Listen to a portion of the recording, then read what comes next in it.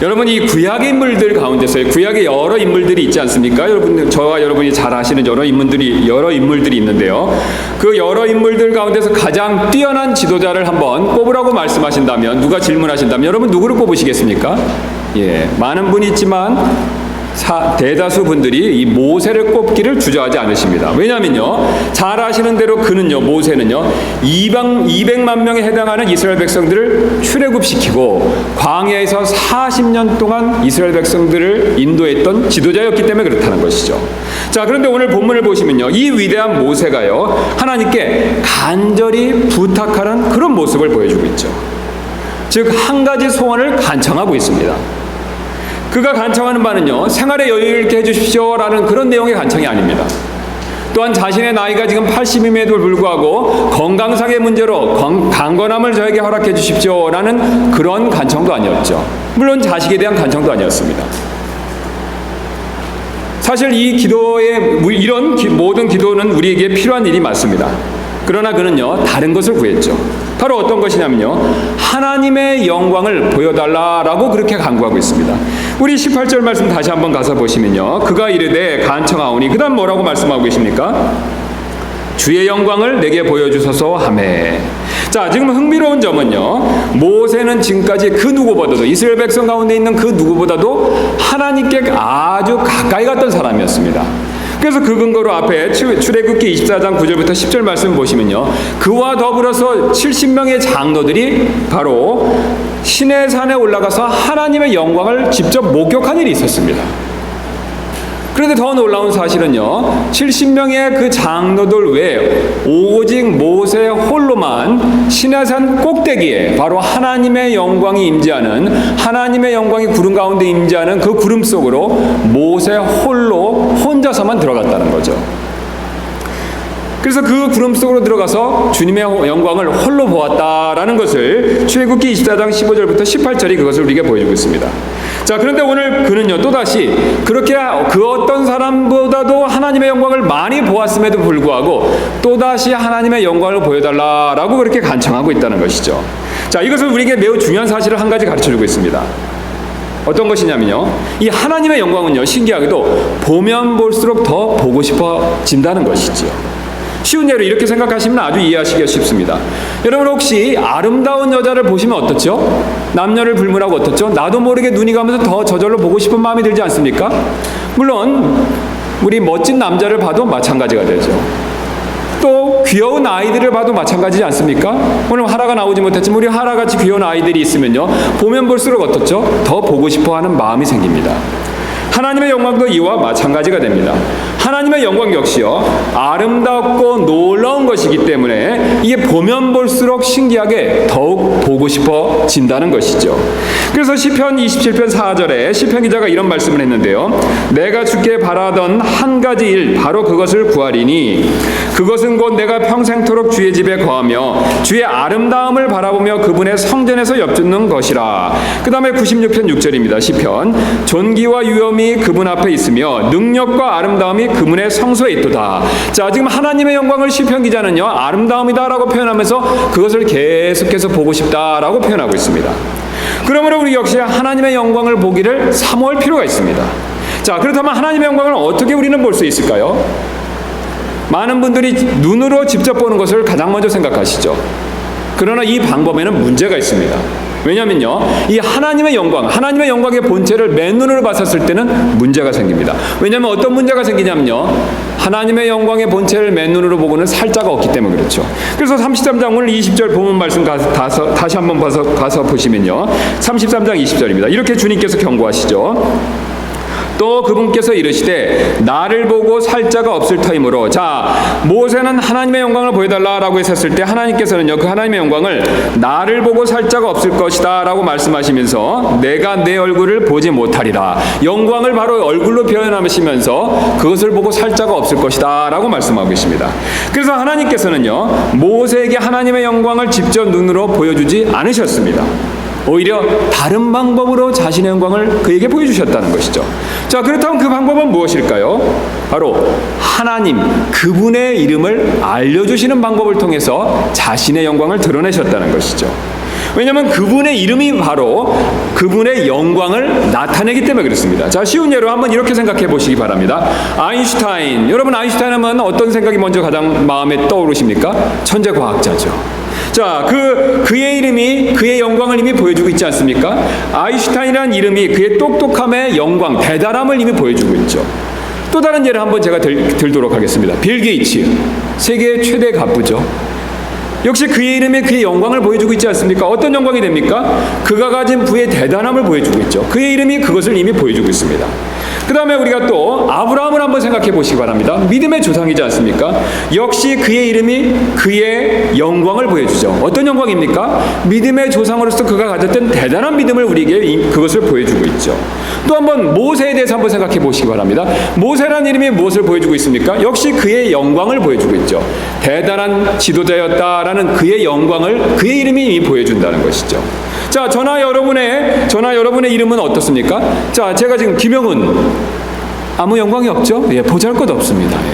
제 이름에는 제 영광이 드러나지 않는다는 거죠. 여러분의 각자 이름도 속으로 한번 생각해 보시기 바랍니다. 한번 지금 생각해 보십시오. 자, 역시 어떻습니까? 예, 저와 마찬가지로 큰 영광이 없지요. 예. 사실 그래서 저와 여러분은요, 우리가 사실 겸손할 필요가 있습니다. 제가 앞에서 말씀드렸던 이런 사람들은요, 그 이름에 이미 그 영광을 가지고 있습니다. 그러나 저와 여러분은요, 우리는 그 이름에 그런 영광이 없다는 것이죠. 어쨌든 이름은요, 그 사람의 영광을 나타낸다는 것입니다. 즉 그 사람의 대단함을 알 수 있다는 것이죠. 이것은 제 얘기가 아닙니다. 우리 출애굽기가 그것을 보여주는데요. 우리 앞으로 가셔서 주보를 봐주셔도 됩니다. 주보를 봐주시면 더 편하실 텐데요.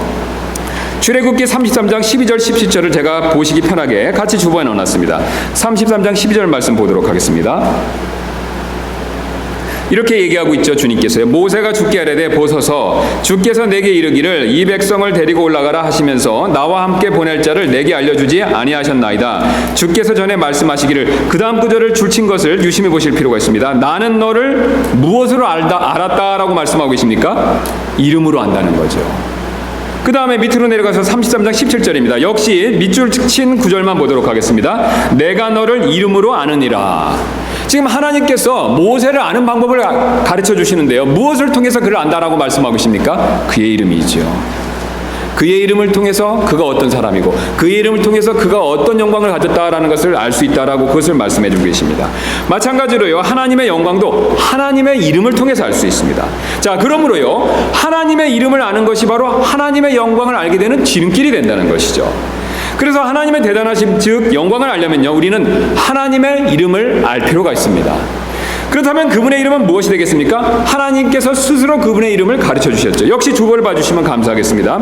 33장 18절입니다. 하나님께서 모세의 부탁에 그분의 이름을 스스로 가르쳐 주시는 모습을 보여주고 있죠. 그가 이르되 간청하오니 주의 영광을 내게 보여주소서 하매. 19절입니다. 그분께서 이르시되 내가 내 모든 선함을 내 앞에 지나가게 하고 주의 이름을 내 앞에 선포할 것이요. 여러분, 지금 주님께서 어떻게 보면은 동문서답하시는 것처럼 보이지 않습니까? 모세는 영광을 보여달라고 부탁했더니 주님께서는요, 이름을 가르쳐 주겠다라고 말씀하시죠. 제가 앞에서 드린 설명을 이해하지 못하시면요, 마치 하나님께서는요, 모세의 부탁에 동문서답하시는 것처럼 보일 수가 있습니다. 그러나 그렇지 않습니다. 하나님께서는요, 자신의 영광을 보여주시는 방법으로 자신의 이름을 알려주시는 것을 선택하셨습니다. 그래서 영광을 보여달라고 했었을 때 직접 보면 모세가 살 수 없기 때문에요, 자신의 이름을 가르쳐주는 방법으로 주님 자신의 영광을 가르쳐 주셨다는 것이죠. 자, 그래서 19절에 이렇게 말씀하십니다. 주의 이름을 내 앞에 선포할 것이요 또 내가 은혜를 베풀 자에게 은혜를 베풀고 내가 공의를 베풀 자에게 공의를 베풀리라 하시고, 그 다음에 34장 5절입니다. 또 똑같은 방법을 말씀하시는데요, 주께서 구름 가운데 내려오사 그와 함께 거기 서서, 그 다음 뭐라고 말씀하십니까? 주의 이름을 선포하시니라. 나타나셔서 다른 것을 하시는 것이 아니라요, 주님 자신의 이름을 선포하셨다는 것이죠. 자, 그래서 주님께서 선포하시면서 주님의 이름이 무엇인지 6절에 가르쳐 주시죠. 주께서 그 앞으로 지나가시며 선포하시되 주로다 궁일이 많고 은혜롭고 오래 참고 선함과 진리가 풍성한 주 하나님이로다. 여러분, 무엇을 지금 주님께서 가르쳐 주십니까? 바로 주의 이름을 선포하는 것을 통해서요, 주님의 어떠하심을 가르쳐 주시고 주님의 영광을 모세에게 보여주셨다는 것이죠. 자, 여기서 우리는 첫 번째 주의 이름을 발견할 수 있는데, 바로 긍휼이 많으신 분이시다라는 것을 말씀해 주고 계시죠. 성경에서 말하는 긍휼은요, 고통과 어려움 가운데 있는 사람을 불쌍히 여기시고 도와주시는 하나님의 선함을 의미합니다.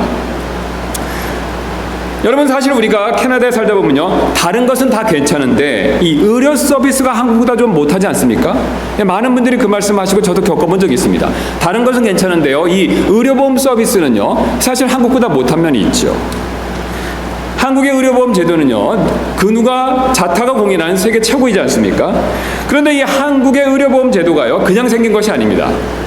바로 이 청십자 의료보험에서 출발했는데요, 이 청십자 의료보험을 최초로 그것을 만든 분이 누구시냐면 바로 장기려 박사라고 하는 의사분이 됩니다. 여러분, 들어보신 분도 계실 것입니다.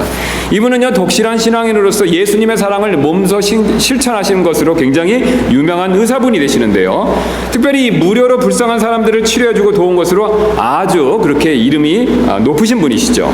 이 한 번은 장기려 박사님이 운영하는 이 청십자 병원에 한 농부가 입원한 적이 있었다고 합니다. 그런데 이 농부는요, 워낙 가난해서 이 치료를 끝내고도 입원비를 못 내서요, 퇴원할 수 없는 상황에 처했다고 합니다. 그래서 생각도 못한 이 농부는요, 이 장 박사님을 찾아가서 이렇게 하소연했습니다. 원장님, 모자라는 입원비는 나중에 추수해서 갚겠다고 해도 서무과 직원들이 도무지 믿질 않습니다. 이제 곧 모내기를 해야 하는데 제가 가지 않으면 농사를 지을 수가 없습니다. 이 환자의 사정을 들으며 생각에 잠겼던 장 박사님이 입을 이렇게 열었습니다. 밤에 문을 열어줄 테니 그냥 살짝 도망치시오. 농부는 원장이 이 말에 깜짝 놀라 더듬거렸습니다. 병을 고쳐주신 것도 감사한데 제가 어떻게 그럴 수가 있겠습니까? 그러자 장 박사님이 이렇게 대답했습니다. 할 수 없는 일 아닙니까? 낼 돈은 없고 병원 방침은 통하지 않고 당신이 빨리 집에 가서 일을 해야 가족들이 살 것이 아닙니까? 농부는 그 말에 눈물을 흘리며 무척 고마워했다고 합니다. 그리고 그날 밤 장 박사는 이 서무과 직원이 모두 퇴근한 다음에 이 병원의 뒷문을 살짝 열어놓았습니다. 그리고 얼마 뒤 농부와 그의 아내가 머뭇거리며 이렇게 나타나게 되었습니다. 어둠 속에서 장 박사가 이 농부의 거친 손을 잡으면서 이렇게 말을 했습니다. 얼마 안 되지만 차비입니다. 열심히 사십시오. 농부의 가족은 가슴이 막혀 말이 나오지 않았다고 합니다. 다음날 아침 환자가 사라졌다는 이 간호사의 말을 듣고 서무과 직원이 원장실로 급히 뛰어왔습니다. 원장님, 106호 환자가 간밤에 사라졌습니다. 그러자 장 박사는 겸언쩍은 듯이 웃으며 이렇게 대답했습니다. 사실은 내가 도망치라고 문을 열어주었소. 다 나은 환자를 병원에서 마냥 붙들고 있으면 그 가족들은 어떻게 살겠소? 이 과장도 알다시피 지금이 한창 바쁜 농사철이 아니오. 여러분 어떻습니까? 이 남을 불쌍히 여기는 마음이 굉장히 대단하지 않습니까? 그런데요, 이 장기려 박사님이 믿는 우리 하나님은요, 이보다 긍휼이 훨씬 더 크신 분이십니다. 여러분, 우리가 지금 이 자리에 있는 그것 자체가 증거가 된다는 것이죠.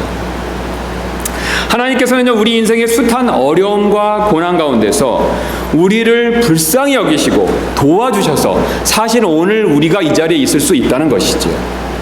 여러분, 병이 들었을 때를 한번 생각해 보시기 바랍니다. 오늘 특별히 편찮으셔서 못 나오신 분이 많으신데요, 우리도 과거에 사실 몸이 아프고 병으로 인해서 고생한 적이 분명히 있지 않으십니까? 그런데요, 사실 우리가 병으로 고생할 때요, 이 병을 낫게 해주신 분은 바로요, 하나님이십니다. 하나님께서 약과 의사의 손길을 통해서 우리를 고쳐주셨다는 것이죠. 이 장기려 박사님이요, 이 사실을 다음과 같이 증언한 적이 있었습니다. 한 번은 이 장 박사님이 어떤 할머니의 3대 독자 손주를 수술해서 고쳐준 적이 있었는데요, 그래서 그 할머니가 선생님, 우리 3대 독자를 살려주셔서 정말로 고맙습니다 라고 그렇게 인사를 했다고 합니다. 그래서 장 박사님이 웃으면서 이렇게 말을 했다고 하는데요, 할머니, 손자의 병은 제가 고친 것이 아닙니다. 저는 그저 조금 도와주었을 뿐입니다. 우리 몸에는요, 스스로 낫게 하는 힘이 있습니다. 그 힘이 없으면 의사는요, 극히 작은 수술도 할 수가 없습니다. 그리고 이 힘은 하나님께서 주신 것입니다. 여러분, 사실이지 않습니까? 의사가 낫게 해주는 것이 아니라는 것이죠. 하나님께서 주신 힘, 이 힘 때문에 우리가 낫게 된다는 것이죠. 그래서 신명기 32장 39절 이렇게 선포하고 계시는데요. 이제는 나 곧 내가 그인 줄을 알라. 나와 견줄 신이 없도다. 내가 죽이기도 하고 살리기도 하며 상하게도 하고 낫게도 하나니 내 손에서 능히 건져낼 자가 없도다. 여러분, 주님은 생명을 우리에게 주셨고요. 그 생명을 유지시켜 주시는 바로 생명의 보존자이시죠. 그분이 병들고 아팠을 때 우리의 병을 치료해 주신다는 겁니다. 약과 의사는요, 그분이 사용하시는 도구일 뿐입니다. 여러분, 약과 도구가요 100% 그들의 힘으로, 그것들의 힘으로 낫게 해준다면요 못 고칠 병이 없지 않습니까? 모든 의사는 모든 병을 다 고칠 수 있어야 되지 않습니까? 모든 약은 100% 효과가 있어야 되지 않습니까? 그러나 약과 의사에게는요 그런 능력이 없습니다. 하나님께서 우리에게 그런 능력을 주셨고요, 하나님께서 그것의 손길을 통해서 우리의 병을 지금까지 낫게 해주셨다는 것이죠.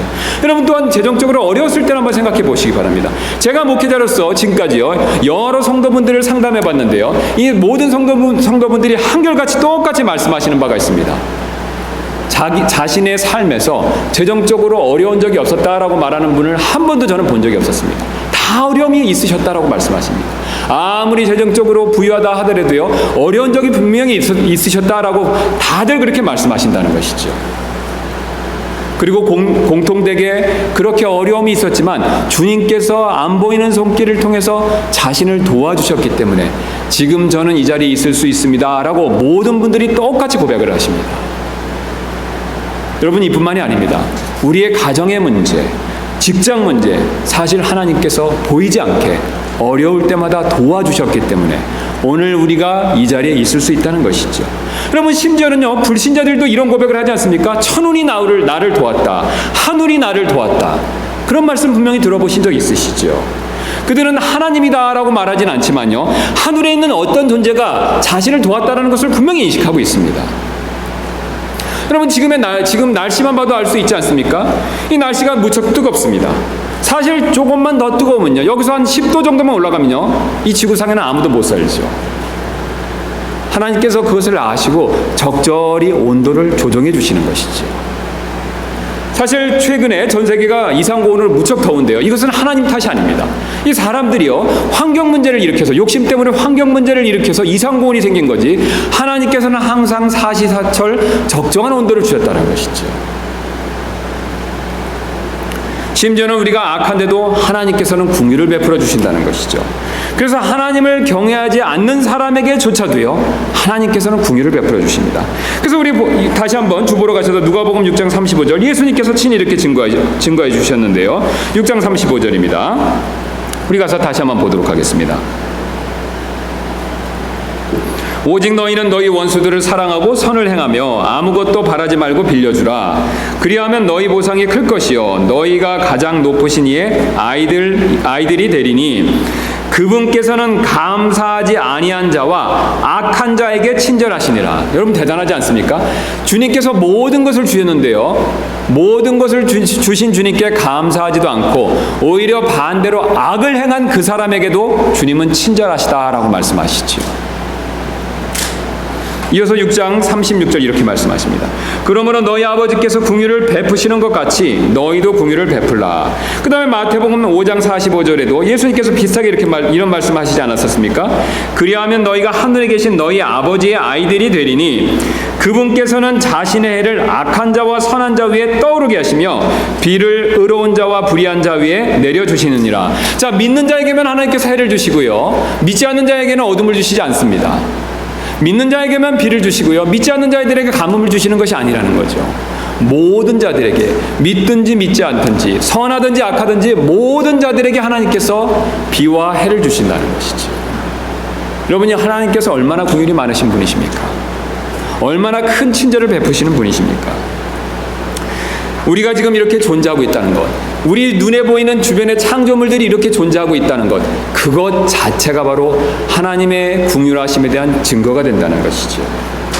그래서 시편 145편 9절은 이렇게 말씀하고 계십니다. 주께서는 모든 것에게 선하시니, 주님께서 모든 것에게 선하시다는 것이죠. 자신에게 순종하고 자신 앞에서 하나님의 이름을 높이는 자들에게만 선하신 것이 아닙니다. 모든 것에게 선하시다라고 말씀하십니다. 그분의 친절한 긍휼은 그분께서 지으신 모든 것 위에 있도다. 모든 것에게 하나님께서 친절을 베푸신다는 것이죠. 그러기에 우리는요, 궁일이 풍성하신 하나님께 영광을 돌릴 필요가 분명히 있습니다. 이뿐만이 아닙니다. 우리가 주님의 영광을 알 수 있는 또 다른 이름을 주님이 가르쳐 주시는데요, 바로 주님은 은혜로우신 분이시다라는 사실을 말씀하시죠. 그래서 34장 6절에 이렇게 말씀하시지 않습니까? 주께서 그 앞으로 지나가시며 선포하시되 주로다 긍휼이 많고 은혜롭고 오래 참고 선함과 진리가 풍성한 주 하나님이로다. 그래서 분명히 은혜롭다라는 사실을 우리에게 말씀해 주고 계시죠.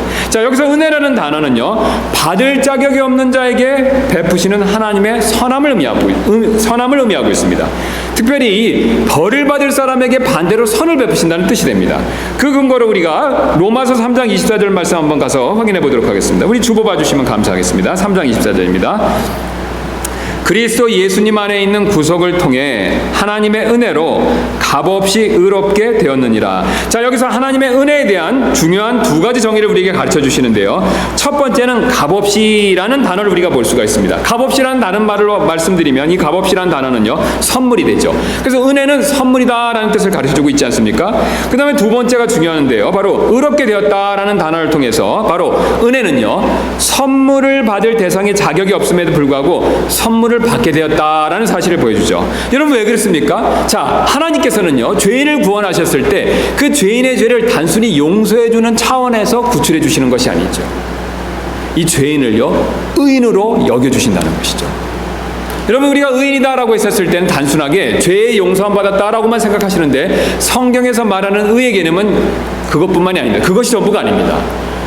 분명히 죄에 대한 용서함도 있고요, 그것 외에 또 한 가지 개념이 있는데, 바로 이 죄인을요, 정반대로 선한 사람으로, 훌륭한 사람으로 하나님께서 그렇게 여겨주신다는 것이죠.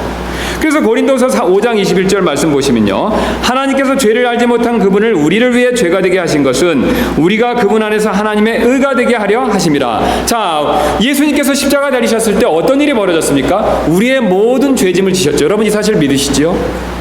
여기서 끝나는 것이 아닙니다. 우리의 죄짐을 다 맡으셔서 우리의 죄를 용서함 받았습니다. 그러나 여기서 끝나는 것이 아니라는 거죠. 놀랍게도요, 주님께서는요, 자신의 의를 또한 우리에게 전해주셨죠. 이것은 어려운 말로 전가다라고 그렇게 부르고 있습니다. 주님은요, 자신의 죄를 주님은요, 우리의 죄를 자신이 가져가심으로 이 첫 번째 우리의 죄를 용서해 주셨고요, 두 번째로 자신의 의를, 자신의 훌륭함을, 자신의 대단함을 우리에게 전해주시는 것을 통해서 우리를 의인으로 여겨주셨다는 것이죠. 하나님께서 이것을 이해하기 쉽도록 시청각적으로 보여주신 사건이 있습니다. 그 사건이 스가랴서에 나와 있는데, 우리 스가랴서 잠깐 시간 내서 살펴보도록 하겠습니다. 뒤로 넘기시면, 우리 앞으로 좀 가시면 스가랴서가 있죠. 스가랴서 3장 1절부터 5절 되겠습니다. 우리 성경 뒤쪽에 가시면 스기라고 써있는 단어가 있는데요, 학계 다음에 스가랴가 되겠습니다.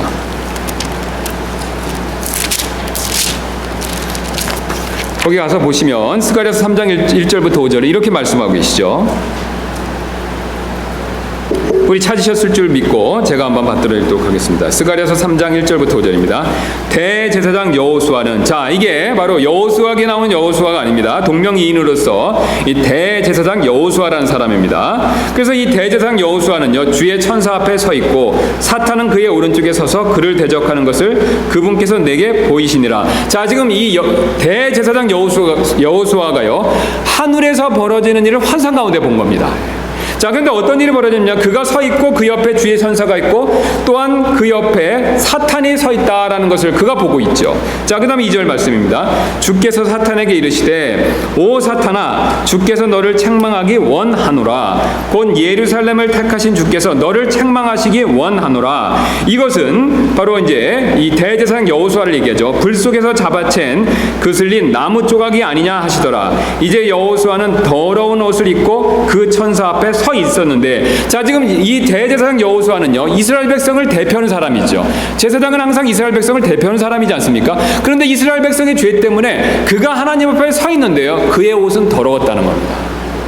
그 자신이 죄인으로서 더러운 것뿐만 아니라요, 이스라엘 백성들의 죄를 자기가 짊어지고 대제사장으로서 짊어지고 있기 때문에 그 역시 더러운 상태에 있었다는 거죠. 그의 죄 가운데 있는 상태를 더러운 옷을 입은 것으로 그렇게 환상이 보여주고 있다는 것이죠. 자, 그런데 주님께서 4절에 이렇게 말씀하십니다. 그분께서 자기 앞에 서 있던 자들에게 응답하여 이르시되 그에게서 그 더러운 옷을 벗기라 하시고 또 그에게 이르시되 보라 내가 내 불법을 내게서 떠나게 하였으니. 자, 지금 주님께서 무엇을 말씀하고 계십니까? 옷을 벗겼고 그 옷을 벗긴 것을 어떤 일을 하신 것이라고 설명하고 계십니까? 불법을 내게서 떠나게 한 일이라고 말씀하시죠.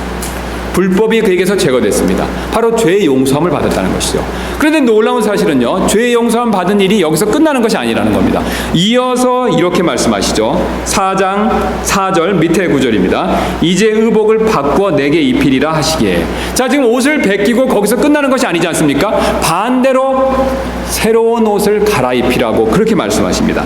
그래서 5절에 이렇게 말씀하시죠. 내가 이르되 그들이 그의 머리 위에 아름다운 관을 씌우게 하소서 하매 이에 그들이 그의 머리 위에 아름다운 관을 씌우고 그에게 옷을 입히더라. 주의 천사는 곁에 서 있더라. 자, 여러분 저를 한번 봐주시기 바랍니다. 지금 제사장 여호수아가 서 있는데요, 그의 죄악으로 인해서 그의 옷이 더럽혀졌다라고 말씀하고 있죠.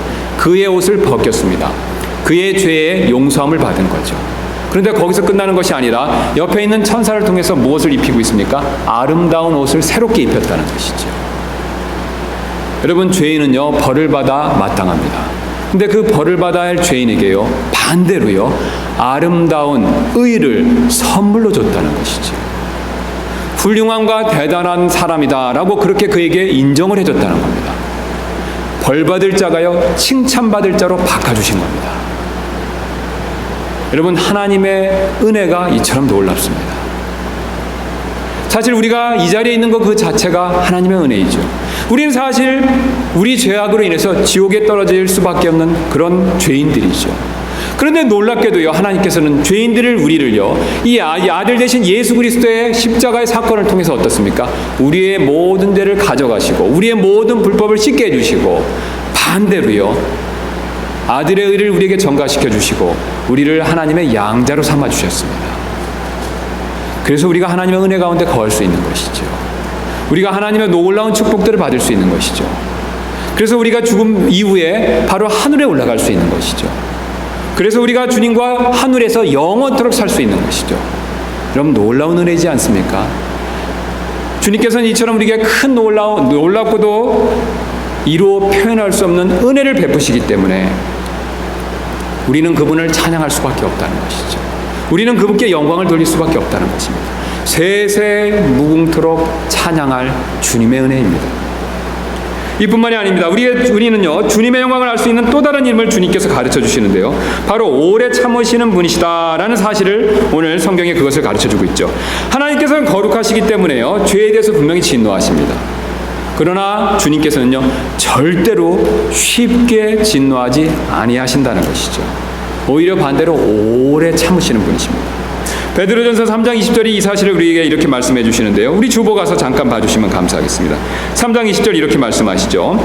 이 영들은 노아의 날들의 방주를 예비하는 동안 곧 하나님께서 한 번 오래 참고 기다리실 때 불순종하던 자들이라. 자, 지금 노아의 때 하나님께서 홍수를 내리시기 직전에 참으셨다라는 것을 말씀하시는데요, 몇 번 참으셨다라고 말씀하십니까?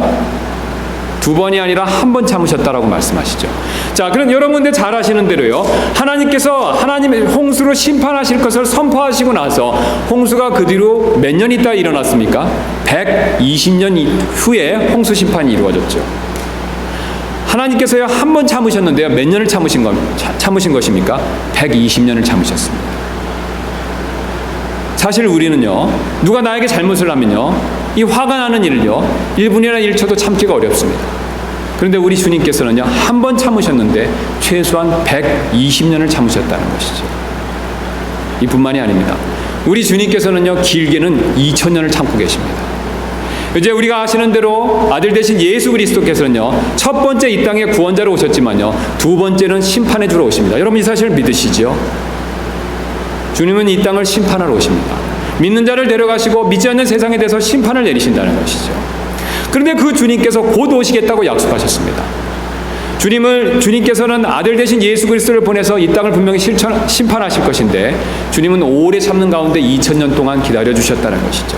여러분, 왜 주님께서 그토록 오래 기다려주셨습니까? 많은 사람들이 회개하고, 아니 모든 자들이 회개하고 구원받기를 원하시기 때문이죠. 그래서 주보봐 주시면 베드로후서 3장 9절에 주님께서 오래 참으시는 이유를 다음과 같이 말씀하십니다. 주께서는 자신의 약속에 대해 어떤 사람들이 더디다고 생각하는 것 같이 더디지 아니하시며 오직 우리를 향하여 오래 참으사 아무도 멸망하지 아니하고 모두 회개에 이르기를 원하시느니라. 여러분, 주님께서 얼마나 오래 참으셨습니까? 2000년을 참으셨다는 것이죠. 아무도 멸망받기를 원치 않으시기 때문에 2000년 동안 주님은 회개의 기회를 주신다는 것이죠. 이처럼 하나님께서는 자신의 이름을 통해서 자신이 어떤 분이신가를 우리에게 알려주셨습니다. 우리가 하나님의 이름을 통해 하나님을 알았었을 때 사실 우리는요, 하나님을 저절로 경배할 수밖에 없습니다. 오늘 모세가 그 사실을 보여주는데 우리 출애굽기 본문으로 다시 한번 가서 보도록 하겠습니다. 34장 8절입니다. 우리 다시 한번 34장으로 가시면요, 출애굽기 34장 8절.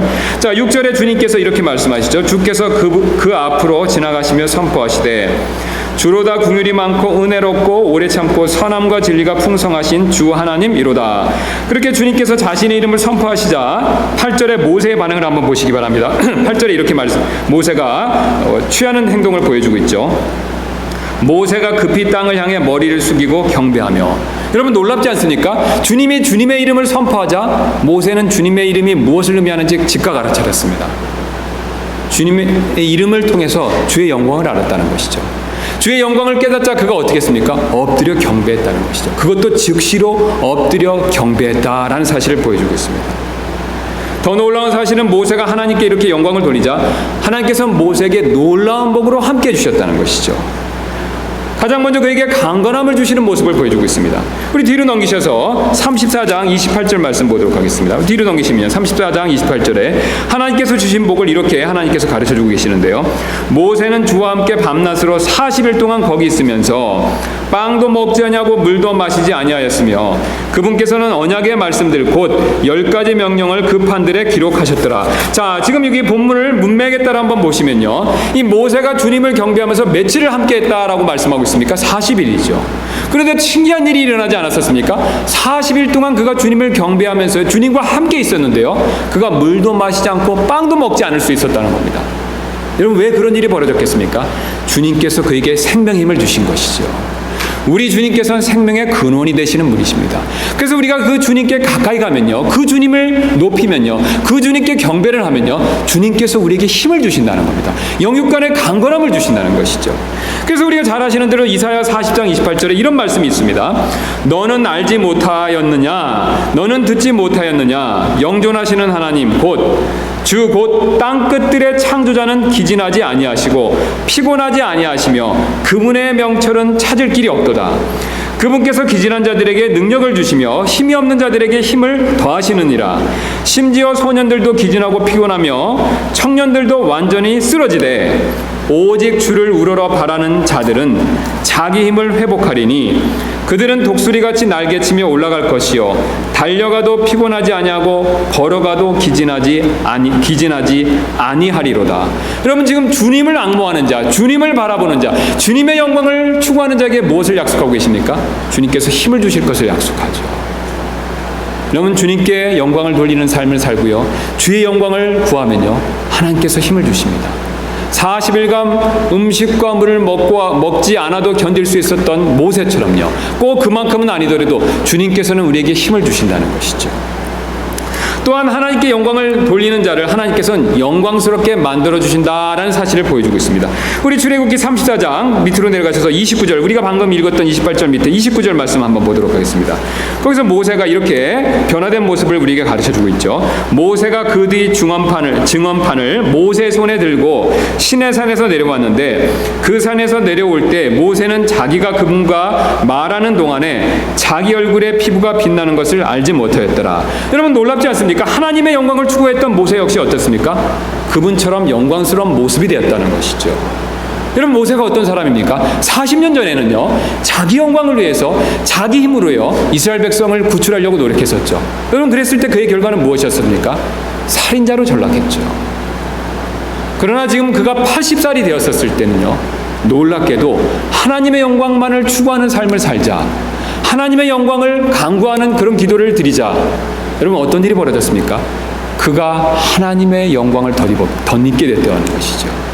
하나님처럼 영광스러운 그런 모습으로 부분적이지만 변화가 됐다는 것입니다. 하나님께서 그를 인정해 주신 것이죠. 여러분, 우리 역시 마찬가지가 됩니다. 우리가 하나님께 진정으로 인정받기를 원한다면요, 우리 역시 모세처럼 하나님의 영광을 추구할 필요가 있습니다. 그럴 때 하나님께서 우리도 영광스럽게 해주신다는 것이죠. 여러분, 한번 루시퍼를 생각해 보시기 바랍니다. 루시퍼는요, 하나님께서 만드신 창조물 중에서 가장 영광스러운 존재였죠. 그런데 그가 자신에게 영광을 돌리기 위해서 하나님보다 높아지겠다라고 시도하는 마음을 먹었었을 때 그는 사탄으로 타락해서 지옥에 떨어졌다라는 것을 이사야서가 가르쳐주고 있습니다. 그러나 여러분, 모세는 정반대이지 않습니까? 이 모세는요, 자신을 낮추고 겸손하게 하나님의 영광을 추구하자 하나님께서 그를 영광스럽게 변화시켜 주시고 그를 높여 주셨다는 것입니다. 여러분, 하나님께 인정받는 사람이 되기를 원하십니까? 여러분, 그렇다면요, 오늘 모세가 추구한 방법을 우리도 따를 필요가 있습니다. 하나님의 영광을 우리의 삶의 최우선으로 놓고 하나님의 영광을 가장 우선적으로 추구해야 된다는 것이죠. 우리가 하나님의 영광을 추구할 때 하나님께서 우리를 높여주십니다. 우리가 하나님의 영광을 추구할 때 이 세상에 있는 일을 감당할 수 있는 힘과 능력을 주신다는 것이죠.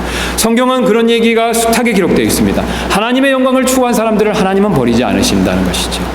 오히려 그런 사람들과 함께 해주시며 그런 사람들에게 능력을 주시고 그런 사람들의 일들을 통해서 하나님께서 영광을 받아주신다는 것이죠. 여러분, 우리에게 필요한 것은 바로 그것입니다. 하나님의 영광, 하나님의 영광을 추구하는 삶, 하나님의 영광을 따르는 삶, 그것이 우리에게 가장 필요한 일이라는 것이죠. 오직 주님께 영광 돌려서 그런 복을, 모세와 같은 복을 누리시는 저와 여러분들 되시기를 주님의 이름으로 소원합니다. 우리